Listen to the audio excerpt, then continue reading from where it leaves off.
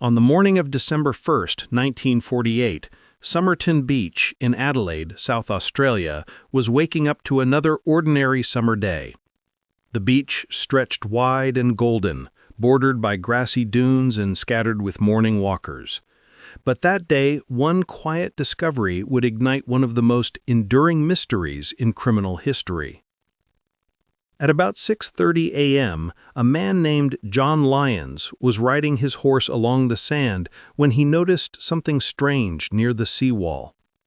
Lying there, partially propped up against the stone barrier, was a man in a suit. From a distance, Lyons assumed the man was simply drunk or asleep, an unusual but not impossible sight near the shore. He rode on, not giving it much thought.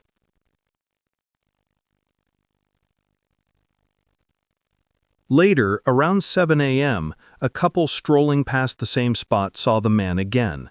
They noted that he was dressed too formally for the beach, wearing a neatly pressed brown suit, polished shoes, and a tie.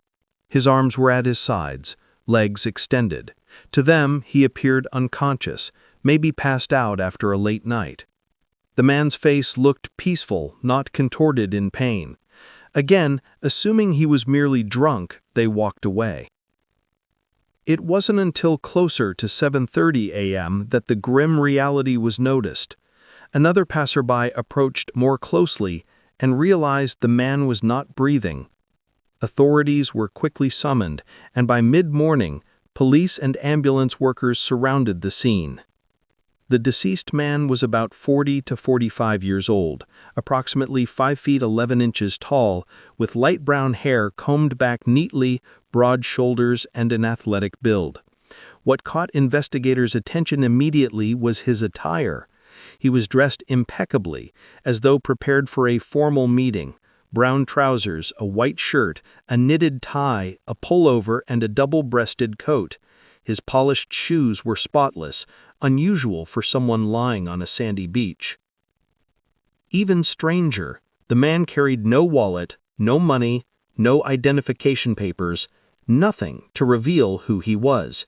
His clothing labels had all been carefully removed, as if someone didn't want him identified. In his pockets were a bus ticket to Glenelg, an unused second-class railway ticket from Adelaide to Henley Beach, some chewing gum, a comb, and a pack of Army Club cigarettes. But inside the pack were different brand cigarettes, Concedas. This odd mix of small, seemingly trivial details would haunt the case for decades.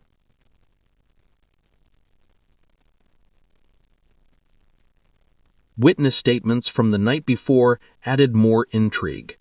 Around 7 p.m. on November 30th, several people saw a man resembling the deceased sitting in the exact spot against the seawall. He hadn't moved much, but at least one witness recalled that he raised his right arm slightly before letting it fall back to the ground. That may have been his last sign of life. When the body was removed and transported to the Royal Adelaide Hospital, the mystery only deepened. The deceased man had no obvious injuries. There were no signs of violence, no blood, no bruising. His face looked calm, as though he had simply drifted to sleep and never awakened. Yet doctors quickly ruled out natural causes. Something far stranger had happened. This was not the discovery of just another anonymous drifter. Within hours, Adelaide police realized they were staring at the beginning of one of the most bizarre and baffling mysteries of the 20th century. The dead man would become known to the world as the Somerton Man. From the moment the Somerton man's body was brought to the Royal Adelaide Hospital, investigators knew they had a case unlike any they had seen before. At first glance, nothing about him suggested a violent end. No stab wounds, no gunshot injuries, not even a bruise that might hint at a struggle. Yet the medical examiner quickly determined this was not a natural death. The first real clue came during the autopsy, performed the day after the discovery. The pathologist, Dr. John Cleland, noted that the man's internal organs told a far darker story than his peaceful expression suggested.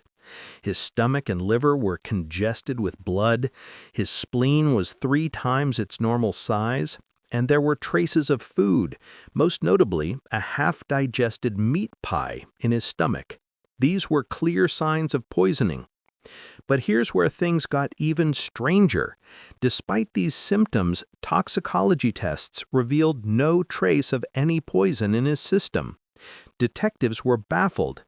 The pathologist suggested that the man may have been poisoned with a rare, fast-acting substance that left no detectable residue, such as digitalis or strophanthine. If true, this pointed towards something far more sinister than a random accident, perhaps deliberate murder carried out with sophistication. Meanwhile, police began combing through the man's belongings, or rather, the lack thereof. The most baffling detail was that every label had been carefully cut out of his clothing. His hat, tie, shirt, trousers, even his undershirt, all stripped of identifying tags. It was as though someone had intentionally erased his identity. Combined with the absence of a wallet or papers, detectives faced an infuriating puzzle. Who was this man, and why didn't anyone want him identified? Detectives expanded their search, canvassing hotels, boarding houses, and missing persons lists. They showed his photograph to countless locals, but no one recognized him. His dental records, featuring unusual traits such as a missing lateral incisor and distinctive teeth alignment, were circulated to dentists nationwide, but again, no matches. Within a week, the search yielded its first breakthrough, though it raised more questions than it answered. At the Adelaide railway station, investigators discovered a brown suitcase left in the cloakroom on November 30, 1948, the very day before the Somerton man was found. Inside were neatly folded clothes, just like the ones he wore, but once again, all the labels had been removed.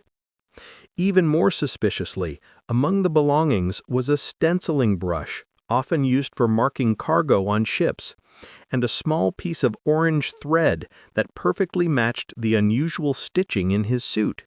Police were convinced the suitcase belonged to the Somerton man. Yet the case grew colder, not warmer. The items inside the suitcase gave no clear leads, just more layers of confusion. Some of the clothing seemed American-made, others not. A jacket was identified as having been manufactured in the United States, but none of the shipments to Australia could be traced. His shoes suggested he lived a relatively comfortable lifestyle, but his complete lack of identity didn't fit the picture of an ordinary working man. The deeper investigators dug, the stranger it became. It was as if the Somerton man had been erased from existence. By the second week of the investigation, detectives began to quietly suspect something chilling. The Somerton man might not be a simple victim at all, but a spy.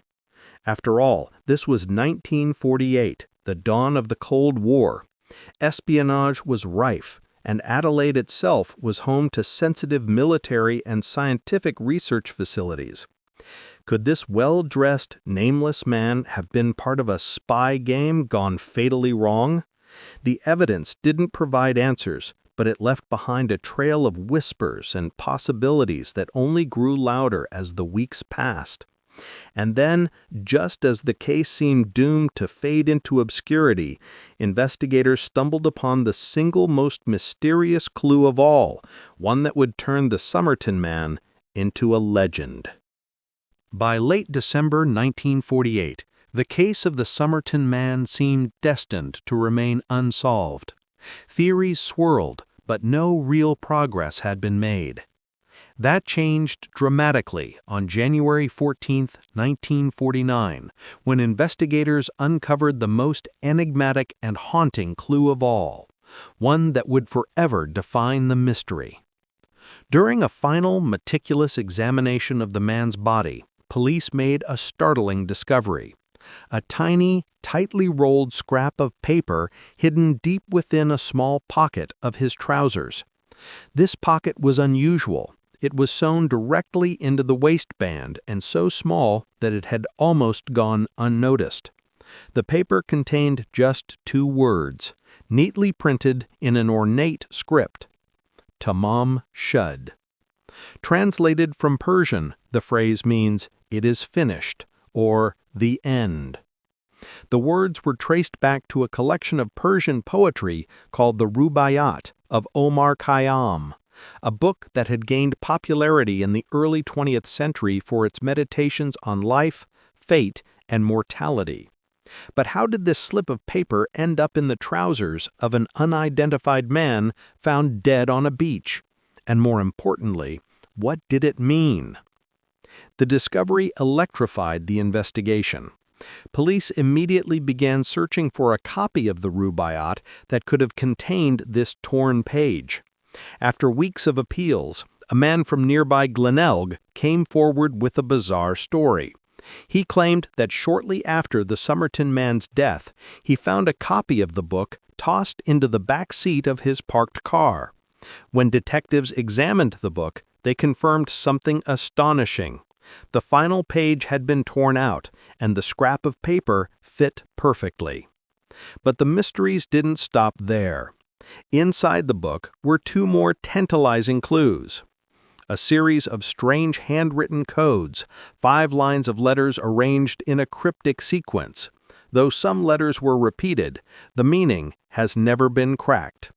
Cryptographers, including experts from military intelligence, analyzed the text but could not determine whether it was an unbreakable cipher or simply nonsense. To this day, no one has been able to conclusively decode it. A phone number, written faintly in pencil. When traced, it led to a young nurse named Jessica Thompson, who lived in Glenelg, just a short distance from Somerton Beach. When police interviewed Jessica, she reacted strangely. Shown the bust of the Somerton man, she reportedly turned pale, nearly fainted, and refused to look again. Yet she insisted she did not know him personally. Detectives remained suspicious, especially after learning that Jessica once owned a copy of the Rubaiyat herself, which she had reportedly given away to a man she didn't know very well. From this point on, the case took on an air of espionage and conspiracy.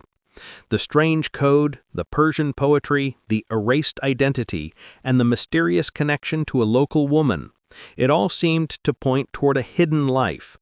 Was the Somerton man a spy operating in post-war Australia, perhaps meeting with foreign contacts? Was Tamam Shud a cryptic message signaling the end of his mission or his life? The discovery of the Tamam Shud clue didn't just deepen the mystery, it transformed it into legend, capturing the imagination of the world. Newspapers worldwide covered the story, dubbing the case one of the strangest unsolved puzzles of the modern era. But despite this incredible clue, the true meaning of Tamam Shud remains as elusive as the Somerton man's identity. Instead of answers, it raised more chilling questions, questions that continue to haunt investigators and amateur sleuths decades later. By the time the Tamam Shud clue and the mysterious copy of the Rubaiyat of Omar Khayyam surfaced, the Somerton man case had grown from a local tragedy into an international riddle. Detectives, journalists, and even intelligence agencies were now circling the puzzle, each armed with their own interpretations. What followed was an explosion of theories and speculation, some rooted in logic, others drifting into the bizarre that continued to fuel debate to this very day. The most enduring theory is that the Somerton man was a Cold War spy. The timing was suspicious. The late 1940s marked the beginning of tense espionage battles between the West and the Soviet Union. Adelaide, where the body was found, wasn't just any city. It was close to the Woomera Test Range, one of the most secretive military facilities in Australia. There, missile testing and classified weapons research were being conducted, making it a magnet for espionage activity. The spy theory gained traction because of several strange elements. The Somerton man carried no identification, and all labels had been cut from his clothing, a common tactic in espionage to prevent tracing. The cryptic code found in the Rubaiyat resembled a cipher, something spies would use to communicate.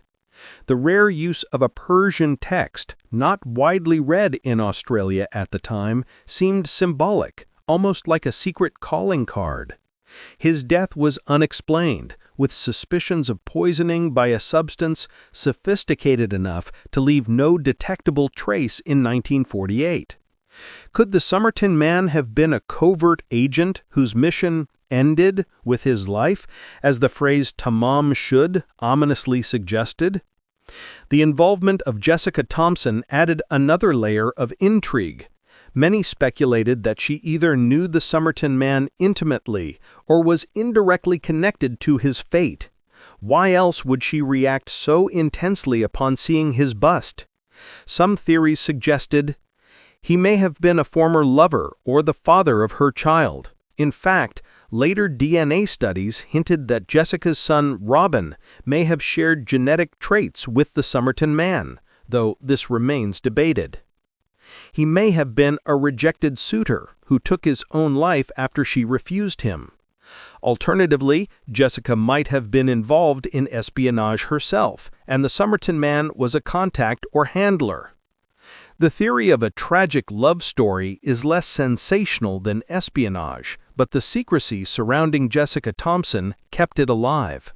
She refused interviews for most of her life, guarding her story until her death in 2007.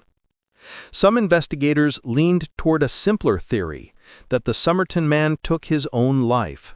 The "tamam shud" note, the end, seemed like a poetic farewell.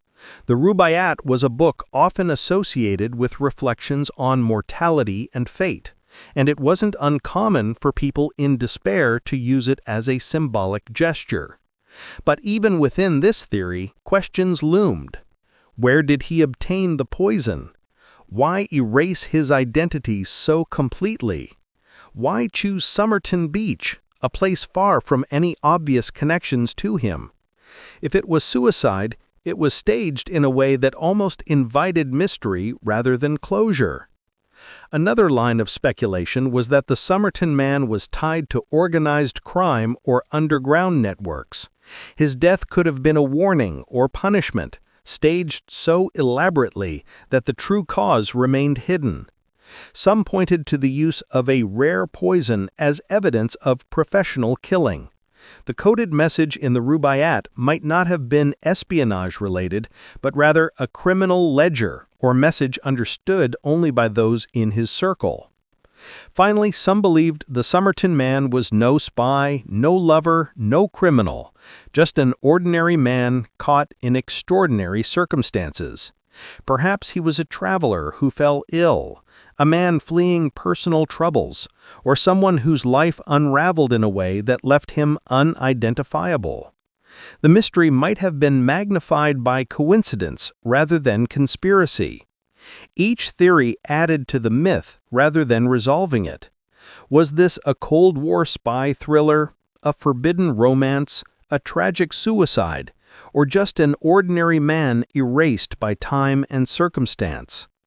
The truth remained buried with the Somerton man, but the speculation gave the case a mythic quality. It was no longer just about a body on a beach.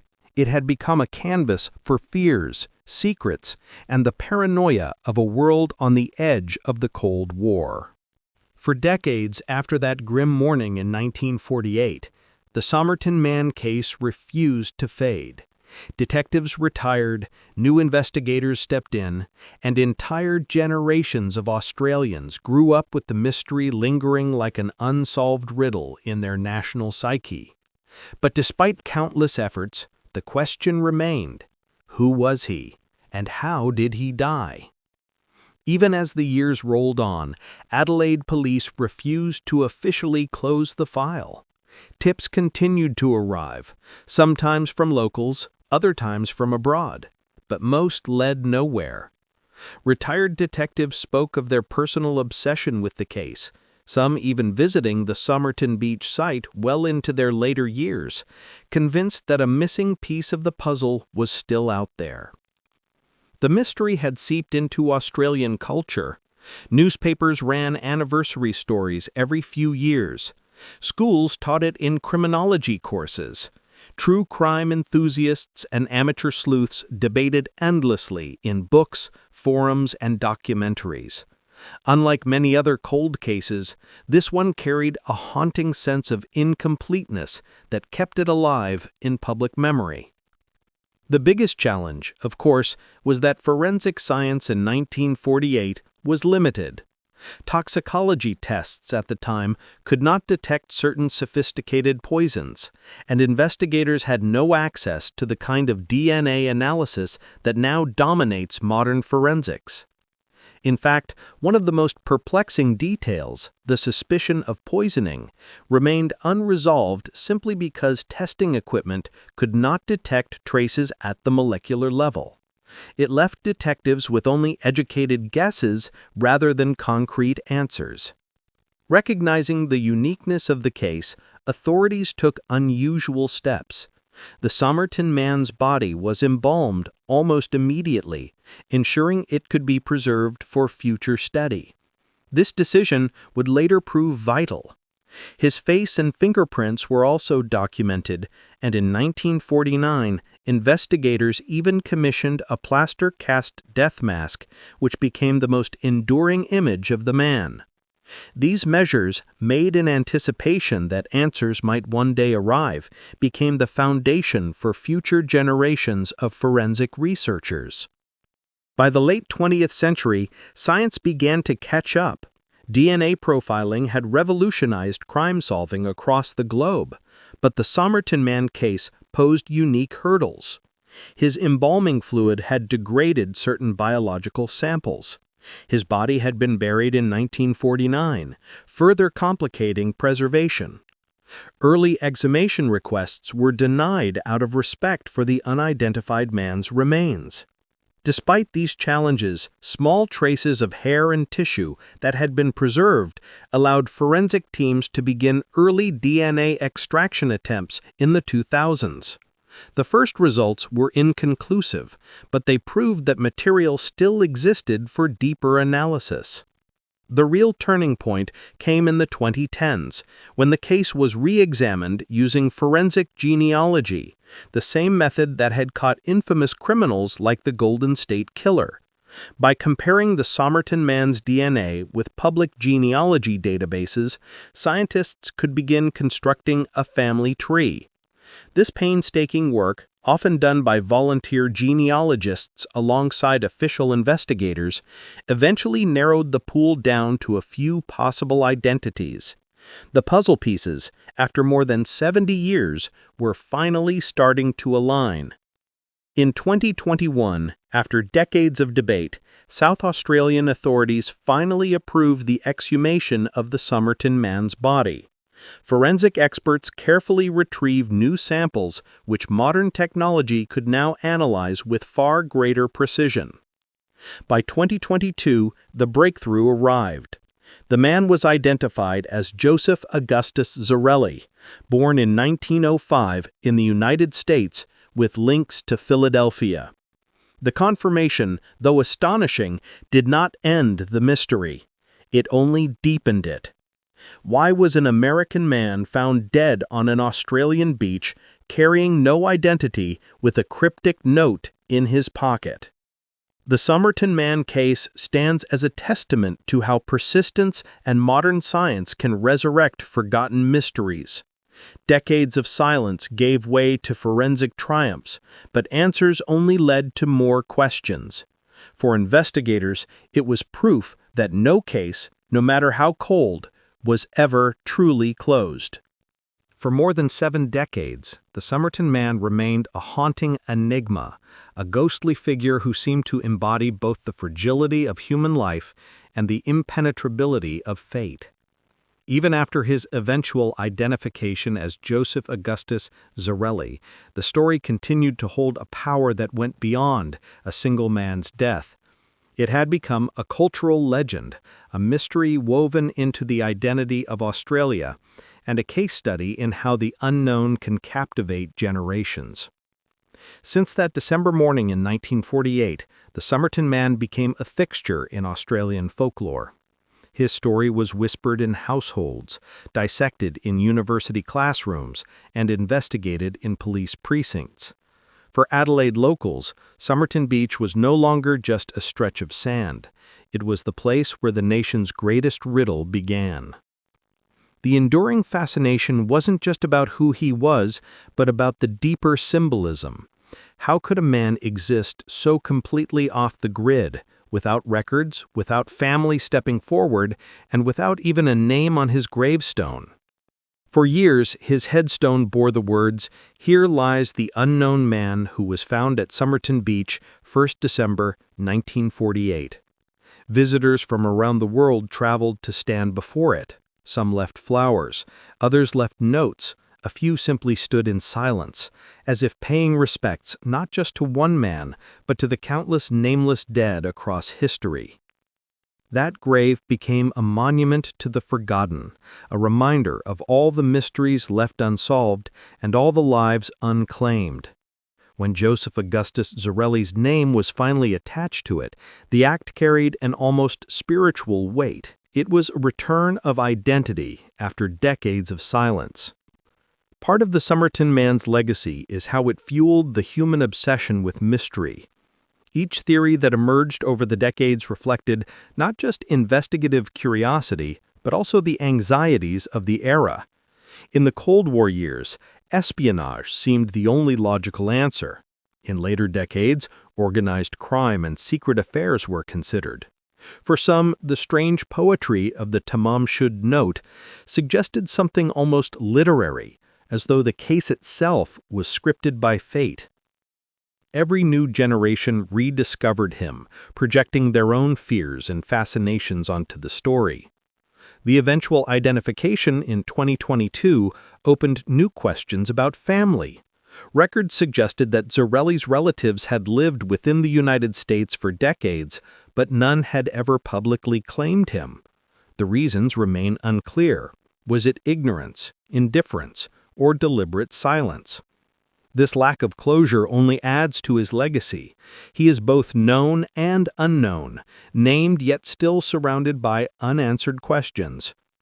For law enforcement, forensic scientists, and genealogists, the Somerton Man represents the power of persistence. Despite thousands of dead ends, the case was never allowed to rot in the archives. Investigators preserved his remains, kept his files active, and continued to test new forensic methods as they emerged. This perseverance proved vital. Without those decades of stubborn dedication, there would have been no DNA left to test, and the world might never have known his name. Today, the Somerton Man lives on not just in case files, but in books, documentaries, podcasts, and television series. His story has been retold across mediums, each time sparking fresh debates and speculation. He stands as one of the world's most famous John Does, a case studied alongside legends like Jack the Ripper and the Zodiac Killer. For storytellers, his tale is irresistible. A stranger found dead on a beach, with a cryptic note in his pocket, and a mystery that outlives entire generations. And yet, even with his name revealed, justice remains elusive. We still don't know how Joseph Zarelli died. We don't know why he was in Adelaide. We don't know who, if anyone, was responsible. This is the true legacy of the Somerton Man, the reminder that some mysteries can be answered in part, but never in whole. For every breakthrough, new shadows emerge. The Somerton Man's story is more than a crime case. It is a mirror. It reflects humanity's fear of anonymity, our hunger for meaning, and our unwillingness to let go of unanswered questions. On that warm morning in 1948, a man was found dead by the sea. Today, decades later, he's remembered not as unknown, but as Joseph Augustus Zarelli. Yet his death remains a riddle carved into history, a story that refuses to fully close. because sometimes the legacy of a mystery is not in solving it, but in the endless search for answers.